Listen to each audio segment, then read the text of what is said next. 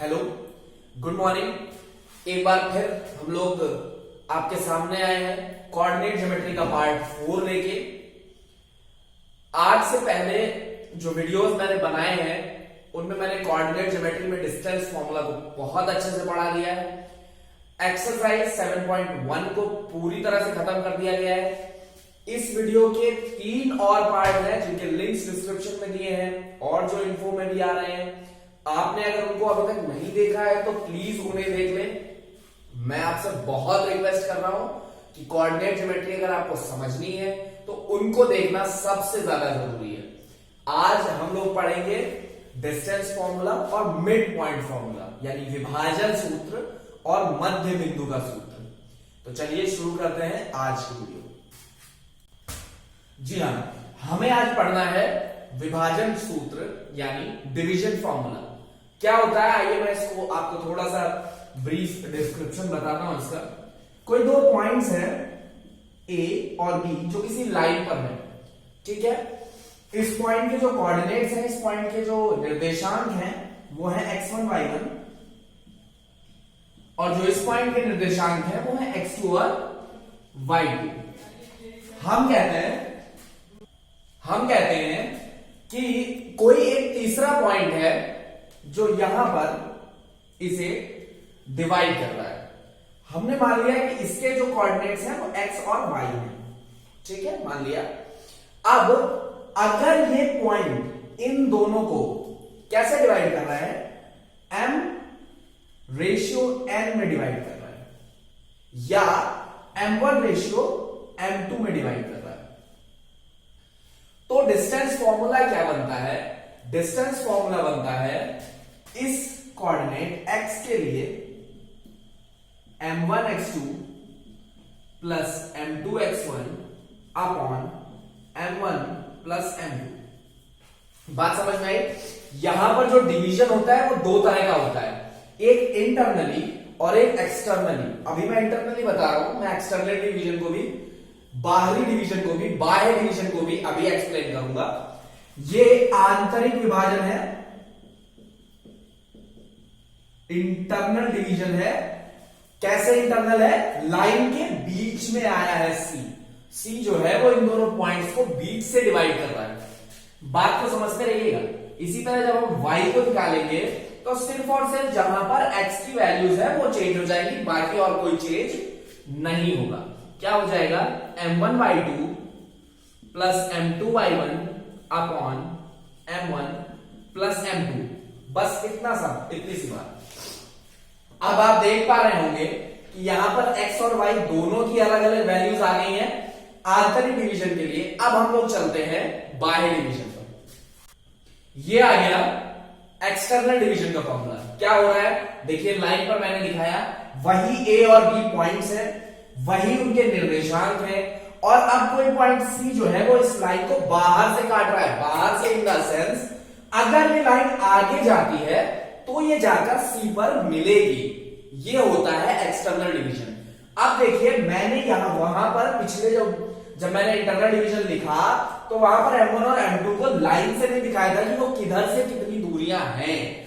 यहां पर मैंने उसे लाइन से दिखाया है क्योंकि a की जो m1 रेशियो होती है वो इस पॉइंट c से ये डिस्टेंस आती है। वो जो रेशियो m1 और m2 लिया जाता है वो इस पॉइंट c से लिया जाता है, तो ये इतनी पूरी कहानी लंबी हो जाती है। और b की जो वैल्यू होती है वो सिर्फ m2 ली जाती है, जिसमें कोई बहुत ज्यादा बड़ी बात नहीं है। मैंने सिर्फ इसलिए बताया क्योंकि अगर मान लीजिए कि ये m1 की वैल्यू 7 है और इन दोनों के बीच की दूरी 4 दी हुई है, तो आप निकाल सकते हैं m2 की डिस्टेंस। कैसे निकालेंगे? इन दोनों को माइनस करके निकालेंगे, क्योंकि ये पूरा m1 में से जब आप ये 4 निकाल देंगे तो जो m2 बचेगा वो 3 बचेगा। ये बहुत बेसिक सी चीज है, ठीक है। इसका फॉर्मूला जो आएगा वो कैसे आएगा?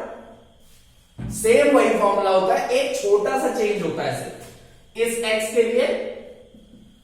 x के लिए जो फॉर्मूला बनेगा वो वही बनेगा, m1x2 m2x1 upon m1 m2। बस वहां पर प्लस था और यहां आ जाता है माइनस। सेम यही y के साथ भी हो जाता है। y के लिए भी m1y2 minus m2y1 upon m1 minus m2। ये था विभाजन सूत्र। अब हम लोग आएंगे मध्य बिंदु के सूत्र पे, मिड पॉइंट के फॉर्मूला पे। देखो ये क्या है कि ये उसी डिवीजन फॉर्मूला से डिराइव्ड एक और चीज है। आप मुझे एक चीज बताओ कि ये कोई लाइन है जिसमें दो पॉइंट्स हैं ए और बी, उसके एंड पॉइंट्स हैं, और आपको इसका मध्य बिंदु निकालना है सी। तो आप ये भी तो कह सकते हो कि ये जो सी बिंदु है वो इस लाइन को बराबर भागों में बांटता है, कह सकते हो कि नहीं? यानी अगर ये एक है तो ये भी एक होगा, यानी अगर m1 की वैल्यू एक है तो m2 की भी वैल्यू एक होगी। और जब आप उस फॉर्मूले में ये वैल्यूज रखेंगे तो मिड पॉइंट का जो फॉर्मूला निकल के आएगा वो आएगा x equals to x1 plus x2 upon 2, और y के भी निकल के आएगा y1 प्लस y2 अपॉन 2। ये फॉर्मूला डायरेक्टली पढ़ाया जाता है। ये कहां से आया ये मैंने आपको आज बता दिया। जी हाँ, ये जो है ये एक्सरसाइज 7.2 का पहला क्वेश्चन है। ये क्या कह रहा है? कह रहा है कि उस बिंदु के निर्देशांक ज्ञात कीजिए जो बिंदुओं -1,7 और 4,-3 को 2:3 के अनुपात में विभाजित करता है। सारी चीजें आपको पहले बताई जा चुकी हैं, सिर्फ हम यहां पर उनकी वैल्यूज बताएंगे कि कौन x1, कौन x2, कौन m1, कौन m2। तो भाई साहब ये भाई साहब x1 होते हैं, ये y1 होते हैं, ये मैं पढ़ा रहा हूं बाबा आदम के जमाने से। ये x2 होते हैं, ये y2 होते हैं, ये भी आप लोग जानते हैं, इतना तो आप लोग जान ही गए होंगे, कुछ नहीं पढ़ पाए होंगे तो। अच्छा, ये जो पहले वाली वैल्यू है इसको आप m1 बोलेंगे, और ये जो दूसरी वाली वैल्यू है इसको आप m2 बोलेंगे। अब जो पॉइंट निकालने हैं, मैंने कहा कि ये पॉइंट से x और y, ठीक है। अगर इसका ग्राफिकल या मैं कहूं कि लाइन लीनियर रिप्रेजेंटेशन करना हो तो ये -1,7 कोई मतलब नहीं है इसका, इसलिए मैं ऐसे रफली बना रहा हूं। ये 4,-3, ये कोई पॉइंट x, y, इसको आप ले लो, इस पॉइंट का नाम आप ले लो सुनीता, इस पॉइंट का ले लो गीता, इस पॉइंट का ले लो चीटा, कुछ भी ले लो, उससे कोई फर्क नहीं पड़ रहा है। हमको क्या करना है? हमको सिर्फ इस पॉइंट के कोऑर्डिनेट्स निकालने, इस पॉइंट के निर्देशांक निकालने। बड़ा सीधी सी बात है, बड़ा सिंपल सा तरीका है। फॉर्मूला आपको पता है, x का फॉर्मूला होता है m1 x2 plus m2 x1 upon m1 plus m2, ठीक है। चलते हैं, m1 कितना है? m1 है 2 का 2। फिर मैंने कल ही बताया था कि जब दो लोगों के बीच में कोई साइन नहीं होता वहां मल्टीप्लाई होता है, तो ये हमने मल्टीप्लाई लगा दिया। x2 कितना है?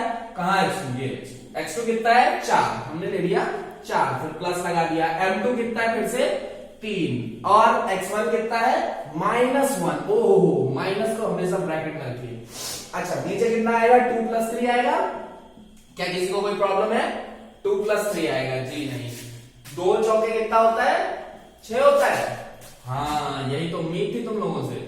3 × 1 -3, -3 क्यों? ये साइन माइनस का है, जब ये इसमें मिलेगा तो इसको माइनस कर देगा, कोई प्रॉब्लम नहीं है। यहाँ पे 3 × 1 3 हो गया, 2 + 3 5। अच्छा, 8 में से 3 जाता है, कितना बचता है? 1000। बहुत अच्छी बात है, बचता है 5। 5/5 कितना हो गया? 1 हो गया। तो x की वैल्यू कितनी आ गई? 1 आ गई। कोई प्रॉब्लम नहीं है। यहाँ पे देख रहे हो, मुझे एकदम सांप की तरह लंबा होना पड़ रहा है, क्या बात। y का फॉर्मूला क्या होता है? m1 y2 plus m2 y1 upon m1 plus m2, ठीक है। ओहो, ये तो एक गाना भी था। चलिए, m1 कितना हो जाएगा? 2। y2 कितना है? -3, माइनस कहां रहेगा? ब्रैकेट में रहेगा। m2 कितना है? 3। y1 कितना है? 7। ओह, बहुत अच्छा, मजा आ रहा है। m1 plus m2, 2 + 3। अब देखिए फिर से वही चीज, 2 × 3 = 6, किसका? माइनस का, क्योंकि ये माइनस भी तो रिप्रेजेंट करेंगे यार। ये प्लस ऐसे ही रहेगा, 7 × 3 = 21, और नीचे आएगा 5। अच्छा, प्लस माइनस क्या होता है? माइनस होता है, तो यानी 21 में से 6 घट जाएगा, कोई प्रॉब्लम नहीं है। कितना बचेगा? 15। प्लस का कि माइनस का? प्लस का। क्यों? क्योंकि 6 और 21 में 21 बड़ा है और 21 के आगे प्लस लगा है, तो यानी जो रिजल्टेंट साइन बचेगा वो प्लस का बचेगा। 21 में से 6 गया, 15 बचा भैया। 15/5 कितना होता है? 3 होता है मेरे ख्याल से। x की वैल्यू आ गई 1, y की वैल्यू आ गई 3, पॉइंट्स होते हैं x, y that goes to 1, 3, that is your answer. आइए चलते हैं क्वेश्चन नंबर सेकंड की तरफ। क्वेश्चन नंबर सेकंड मैं एक बार पढ़ दे रहा हूं आपके लिए। क्वेश्चन नंबर सेकंड कह रहा है कि बिंदु 4, -1 और -2, -3 को जोड़ने वाले रेखाखंड को समत्रिभाजित करने वाले बिंदुओं का निर्देशांक ज्ञात कीजिए। ओहो, समत्रिभाजित क्या होता है? यानी 3 बराबर बराबर भागों में बांटना है। भाई साहब, दिमाग की जो कैपेसिटी है ना, क्यूबिक कैपेसिटी, उसको खोलिए, क्योंकि अभी इसके पहले जो सवाल मैंने आपको बताया उसमें मैंने आपको भैया भैया चलना सिखाया, और ये कह रहा है कि आपको 100 मीटर की रिले रेस दौड़नी है। समझ में आ रही है बात? ये सवाल उस लेवल का है। आइए देखते हैं कि सवाल कैसे लगेगा।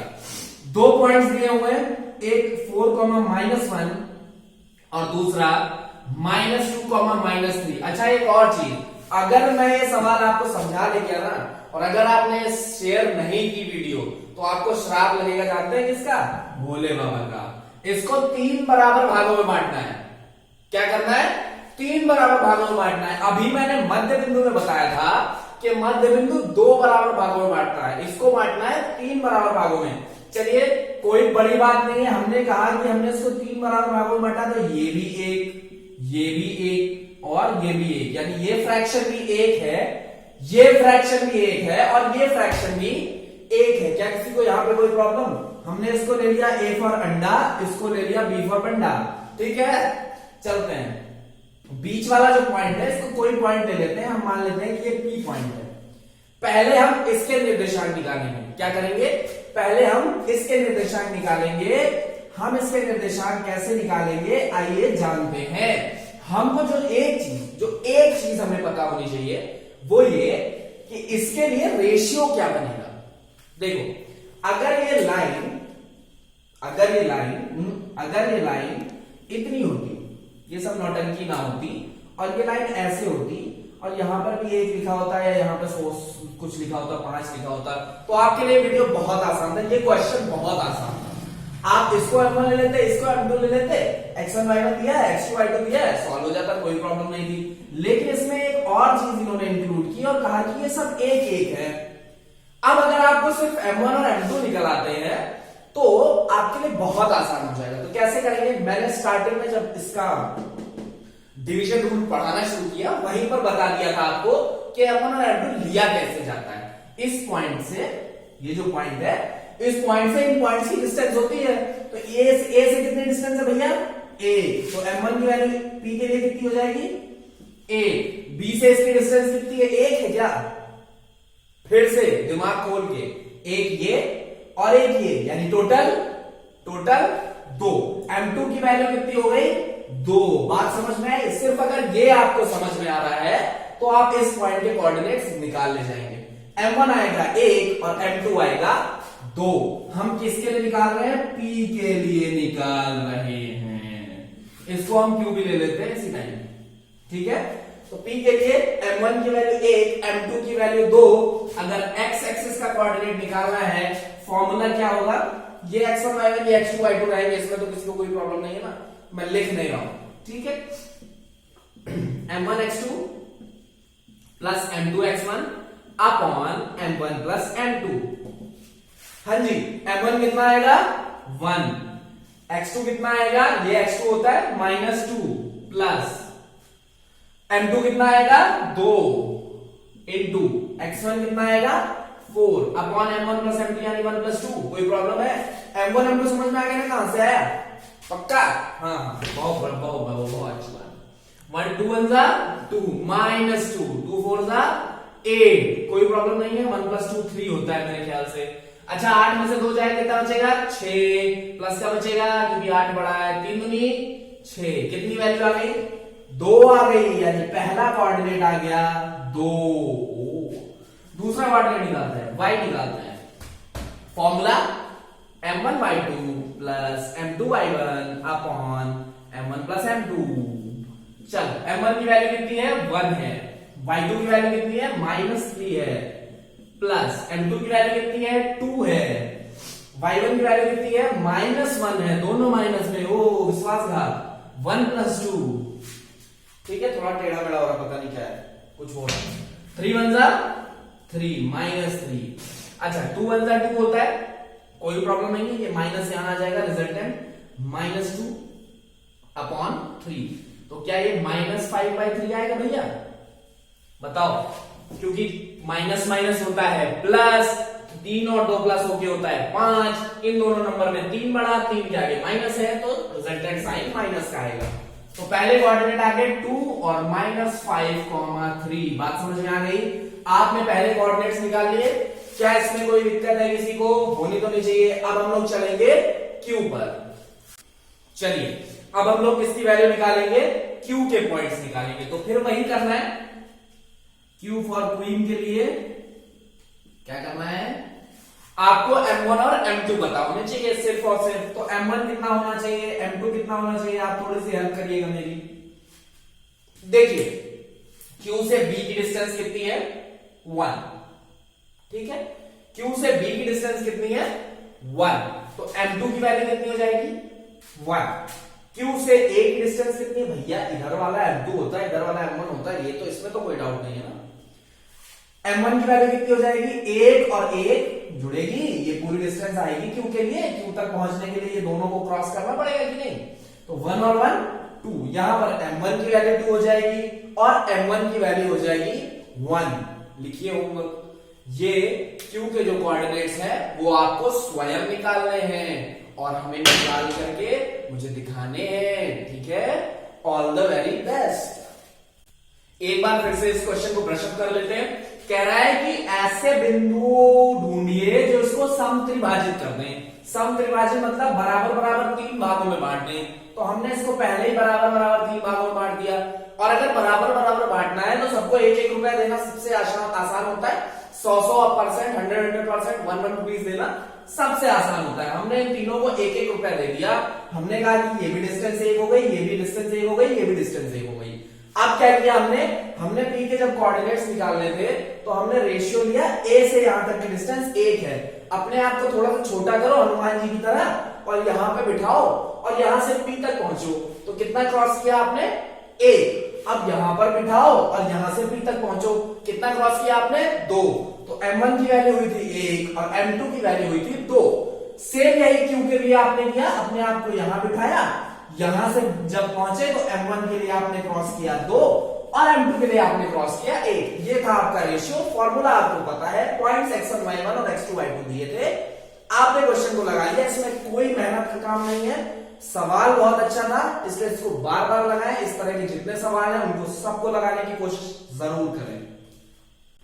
क्वेश्चन नंबर 3 एक बहुत ही प्रचंड क्वेश्चन है। मैं 5 सेकेंड दे रहा हूं आपको, पूरी स्क्रीन पे क्वेश्चन आएगा। आप इस वीडियो को पॉज करें और क्वेश्चन को ध्यान से पढ़ें। जी हां, क्या हो रहा है?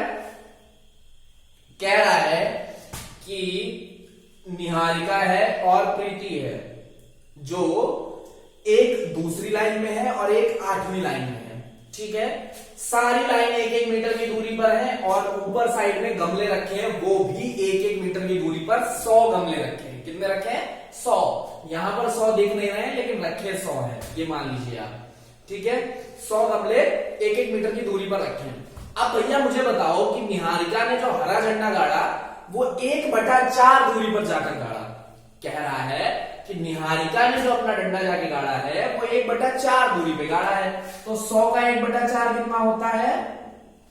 मेरे ख्याल से तो 25 होता है, आपके ख्याल से पता नहीं होता है। अच्छा, ये दूसरी पंक्ति में थी, यानी पहला वो ग्राफ वाला क्वेश्चन याद कीजिए, ऐसे ये दूसरे नंबर पर, तो यानी x की वैल्यू 2 और ऐसे ये 25वें नंबर पर यानी y की वैल्यू ये, यानी जो पहला पॉइंट आपका आया वो आया 2,25। जो निहारिका है, निहारिका को n से लिखते हैं मेरे ख्याल से, तो जो निहारिका है उनका पॉइंट आया 2,25। फिर प्रीत पे चले जाते हैं। सेम ऐसे प्रीत 8वीं पंक्ति में है, यानी x एक्सिस पर वो 8 नंबर पे है, ठीक है। और वो चलती है 1/5। तो 100 का 1/5 मैं इसको यहीं पर लिख देता हूं। 100 का 1/4 यानी कि 25 और प्रीति के लिए 100 का 1/5 यानी 20। तो जो प्रीत के पॉइंट हो जाएंगे वो हो जाएंगे 8, 20। अब एक पॉइंट आपको मिल गया 2,25, एक पॉइंट आपको मिल गया 8,20। अब भैया देखो कितना आसान हो गया ये क्वेश्चन, कितना आसान है ये क्वेश्चन। सिर्फ इसकी लंबाई चौड़ाई से आप लोग कर रहे थे। क्या करना है, इन दोनों के बीच की डिस्टेंस निकालनी है।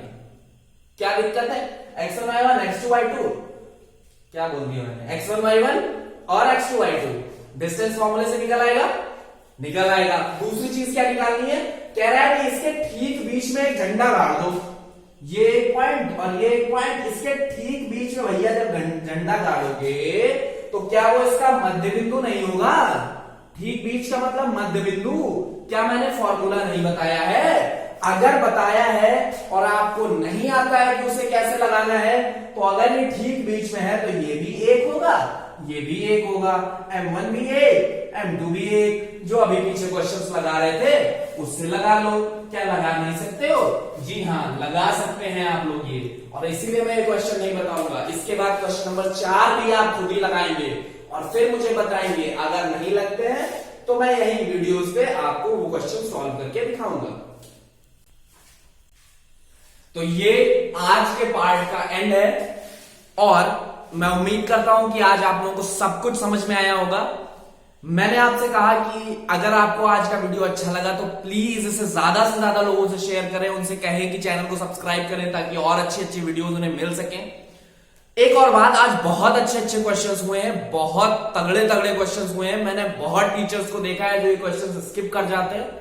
अगर आपको ये समझ में आया है तो प्लीज मुझे अपनी ब्लेसिंग जरूर दीजिएगा, कमेंट सेक्शन में जरूर बताइएगा कि मैंने कैसा पढ़ाया, आपको समझ में आया या नहीं। प्लीज प्लीज प्लीज मेरे चैनल को बहुत ज्यादा प्रमोट करें। Thank you. घर पर रहें, स्वस्थ रहें और जिंदा रहें। चैनल को सब्सक्राइब करें और रेगुलर अपडेट्स के लिए बेल आइकन को जरूर